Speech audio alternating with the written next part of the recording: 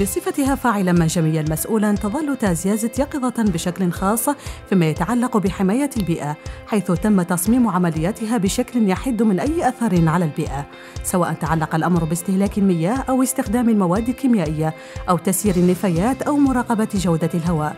فإن تازيازت تلتزم باتباع أفضل ممارسات التسيير، وهي تسهر على الامتثال الدقيق للنظم والقوانين الموريتانية بالشراكة مع الوزارات المكلفة بالبيئة والمعادن، والتي تقوم بمراقبة موقع تازيازت بشكل مستمر.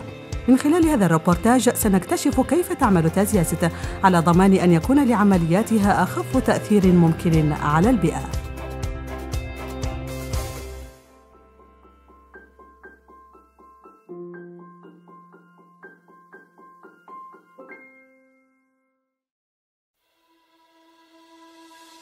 في بلد شبه صحراوي كموريتانيا يعتبر الماء موردا نادرا، وهو أيضا بالنسبة لتازيازت مورد لا يمكن الاستغناء عنه، فهو يستخدم في معالجة المعدن الخام الذي يحتوي على الذهب، كما يستخدم لاحتياجات المنزلية لآلاف العمال الذين يعيشون ويعملون كل يوم في المنجم. L'eau utilisée vient à partir d'une nappe d'eau salée qui se trouve à 60 km de la mine. Elle est pompée par un sondage de 43 puits. Cet approvisionnement est surveillé de très près par Tasias qui en rencontre régulièrement au ministère de l'Hydraulique. En plus des mesures du niveau d'eau, une série de contrôles supplémentaires sont mis en place pour éviter tout impact éventuel du sondage sur les nappes d'eau des communes voisines de Boulot-Noir et de Benichab. هكذا تتبع تازيازت مبدئين اثنين: سحب المياه غير الصالحة للاستهلاك فقط وتصفيتها من أجل استخدامها المنزلي المعتاد، أو استخدامها بشكلها الخام والمالح في العمليات من خلال إعادة تدويرها قدر الإمكان. تستخدم هذه المياه غير الصالحة للشرب بشكلها الخام أو المصفى من أجل معالجة المعدن الخام. Dans la mine en général, l'eau est utilisée pour des types d'opérations. Il y a d'abord le brouillage. Les minerais doivent atteindre la taille de microparticules pour pouvoir être traités dans le réservoir. Dans cette première étape, l'eau est utilisée dans son état brut et encore saline sans avoir été traitée. Dans une autre phase du processus d'extraction de l'or, il faut quand même utiliser de l'eau douce. Ça veut dire une partie de l'eau filtrée est utilisée. وقد تم تصميم جميع العمليات من أجل تقليل كميات المياه المستهلكة، خصوصاً من خلال إعادة التدوير، كما يشرح لنا ذلك سيدي محمد اختصاصي في البيئة. فإن ما يقرب 70% من المياه المستخدمة في خزانات المعالجة في المصنع يتم استرجاعها في نهاية عملية استخراج الذهب. L'eau qui circule dans les usines est mélangée avec des minerais brouillés. Elle est chargée de matières inertes comme des résidus et doit donc être décantée. Le processeur situé à la sortie de l'usine permet d'extraire une grande quantité de cette eau et qui sera alors pompée, débarrassée de ces résidus et puis décantée avant d'être réutilisée dans le circuit. بعدة آلاف من المقيمين ينتج المخيم أيضاً كميات كبيرة من مياه الصرف الصحي يومياً، يتم صرفها إلى مصنع آخر حيث تتم تصفيتها ومعالجتها لتقليص البكتيريا، ومن ثم يتم تبخيرها أو لفظها كمياه غير صالحة للشرب تستخدم في ري النباتات. كما هو الحال بالنسبة للبيئة، تشكل الصحة والسلامة في العمل أولويات بالنسبة لتازيازت، فالشركة تطبق القواعد الأكثر صرامة وتقوم بتكوين العمال وتوفر لهم جميع معدات الحماية اللازمة. وإذا كانت بعض المخاطر تتعلق بالمعدات فإن بعضها الآخر يأتي من المواد الكيميائية، وخصوصاً السيانيد الذي يستخدم في دورة المعالجة. في عام 2017 تم اعتماد منجم تازيازت مطابقاً كلياً للمدونة الدولية لتسيير السيانيد، وقد تم تطوير هذه المدونة من طرف الصناعة المنجمية تحت إشراف برنامج الأمم المتحدة للبيئة. ويعني اعتماد تازيازت أن السيانيد تتم مناولته بكل أمان من أجل الحفاظ على صحة العمال والمجتمعات وعلى البيئة. Notre travail au laboratoire consiste à analyser les échantillons qui sont fournis par les équipes de métallurgie, de l'usine et du département de santé et sécurité de l'environnement. On analyse les quantités d'or et les différentes formes de cyanure. Les résultats de ces analyses sont fournis aux responsables de l'usine pour leur permettre de contrôler, d'optimiser les quantités en ajustant les valeurs. La méthode d'extraction d'or utilisée à Tasias nécessite des réactifs chimiques tels que l'oxygène ou le cyanure. La quantité de cyanure nécessaire à l'entrée varie entre 250 et 300 ppm. Si le dosage est en dessous de la quantité nécessaire, on risque de rejeter de l'or. Par contre, Si le dosage est en dessous de la quantité nécessaire, on risque de dépasser les limites autorisées de rejet de cyanure. Les restrictions imposées par la gestion du code de cyanure nécessitent un suivi tout le long du processus.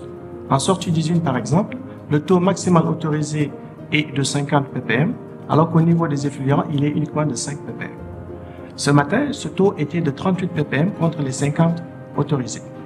Le seuil de 50 est un seuil d'alerte. S'il est dépassé, le département de santé et sécurité est immédiatement mobilisé. من أجل حماية صحة العمال تخضع مناولة السيانيد أيضاً لقواعد صارمة جداً، فالوسائل عديدة، لافتات الإنذار ووضع العلامات ورموز الألوان والحواجز وأجهزة الراديو وأجهزة الكشف عن الغاز وحمامات الأمان.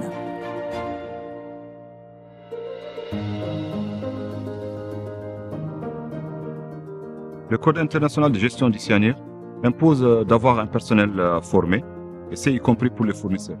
La société qui assure les transports pour TASIAS est elle-même certifiée. Une fois les cyanures réceptionnés au port, la cargaison est donc inspectée, puis le transport est effectué avec des camions appartenant à TASIAS, ce qui permet de garantir leur bon état de fonctionnement. Le convoi est escorté par la gendarmerie et suivi par un représentant du ministère qui en assure le contrôle et le suivi, jusqu'à l'arrivée sur le site de TASIAS. Une seconde inspection a lieu ensuite à l'arrivée. Nous nous assurons qu'aucune perte de produit n'est à constater avant d'entreposer le conteneur. يحظى نقل وتخزين السيانيد كذلك بأهمية خاصة، فأبسط أثر للمادة على الأرض أو أدنى شك في احتمال تسرب السيانيد يؤدي إلى تنفيذ إجراءات الطوارئ. تتم معالجة عدة آلاف من المعدن الخام يومياً في تازيازت. في المصنع يتم تكسير المعدن الخام وطحنه ثم معالجته بالمواد الكيميائية. بعد استخراج الذهب تبقى هنالك كمية كبيرة جداً من الصخور والمخلفات تنضاف إليها المياه المستخدمة في المعالجة، والتي تنتج كميات كبيرة من المياه والمخلفات تعالج كل يوم على مستوى المدخن لتخرج من المصنع. فكتلة الأحجار المسحوقة تحتوي على ما يقارب 50 إلى 70% من المياه التي يتم استرجاعها، ويتم نقل المخلفات الأخرى إلى أحواض كبيرة تسمى أحواض المخلفات. Les parcs à résidus, detailing, c'est la colonne vertébrale d'une mine. C'est un lieu de décharge nécessaire à la continuité de la production. C'est aussi une installation très sécurisée qui demande beaucoup d'ingénierie et de suivi en continu. On y applique le principe de 3 R de gestion des déchets: réduire, recycler, réutiliser. Réduire le volume de tailing, c'est difficile parce que c'est lié aux opérations. On ramène plutôt le niveau du cyanure en dessous des seuils autorisés par les normes. Ceci grâce à un système de destruction des cyanures au niveau de l'EPCCR en amont. Toujours dans la logique de 3 R, une des utilités du tailing, c'est enfin de permettre de recycler une grande partie de l'eau contenue dans les résidus. Les pompes rouges qu'on voit ici, c'est pour extraire l'eau qui s'accumule au niveau du point de décantation du tailing. Cette eau est transférée vers des bassins intermédiaires où elle sera décantée avant d'être réutilisée. يسمح بناء هذه الأحواض الكبيرة أيضاً باستخدام الصخور العقيمة التي تستخرج يومياً من المنجم في نفس الوقت الذي يستخرج فيه المعدن الخام، وتتم إعادة استخدام هذه الصخور لبناء السدود على سبيل المثال أو لغلق الحوض عند امتلائه والتوقف عن استخدامه. عندئذ تتم تغطية الموقع بالحجارات والصخور، ومن ثم لن يكون لمخلفات المصنع أي تأثيرات على البيئة ولا على جيوب المياه الجوفية لتازيازت، حيث يتم حفر آبار للمراقبة على محيط 40 كيلومتر. ومن أجل السلامة يخضع كل حوض لتفتيش سنوي وتدقيق كل 3 سنوات يقوم به خبراء مستقلون. سواء تعلق الأمر بقضايا اجتماعية واقتصادية أو بيئية، تسعى تازيازت لتحسين بصمتها الإجمالية بحيث تكون إيجابية، كما تسعى الشركة علاوة على ذلك إلى توفير مناخ عمل مؤمن ومعزز بتكوين شامل ومراقبة منتظمة. وهناك مثال آخر على هذا الجهد يتمثل في الأهمية الممنوحة لمراقبة جودة الهواء.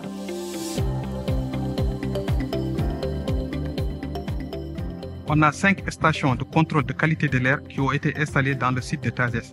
Chaque station permet de mesurer et d'enregistrer différentes sortes de paramètres tels que le CO et le NO, plus particulièrement le PM10 qui permet de mesurer les particules de poussière dans l'air ambiant. Les mesures de contrôle des émissions de poussière comprennent 2 systèmes. un système de pulvérisation sur les routes d'accès et dans la mine et un second système de pulvérisation automatique d'eau sur la zone de concassage et sur la bande transporteuse. لدى تازياز التزام بخلق القيمة من خلال استغلال الموارد الطبيعية بطريقة مسؤولة، وهو التزام من الشركة يتجسد بشكل يومي، ويتطلب هذا الالتزام الاهتمام بالبيئة التي يعمل فيها المنجم من خلال تقليل استهلاك المياه وعدم لفظ أي نفايات صناعية أو مواد كيميائية في البيئة ومراقبة جودة الهواء. بفضل سياسة تحترم القانون الموريتاني بدقة وتتبع أفضل المعايير الدولية، تسير تازياز بصمتها بأكبر قدر ممكن من المسؤولية فيما يتعلق بالبيئة وموظفيها وبالمجتمعات المحلية. في الوقت الذي يتوقع أن تطيل المرحلة الأولى من مشروع التوسعة المستكملة في أغسطس 2018 عمر المنجم، فإن كينروس قد قامت بالفعل بتصميم خطة إعادة تأهيل تازيازت وتقوم بدفع ودائع الضمانة المصرفية الضرورية وفقاً للترتيبات التنظيمية المعمول بها، وستتم إعادة الموقع بالكامل إلى حالته، وذلك أيضاً جزء لا يتجزأ من التسيير المسؤول للبصمة البيئية لتازياز.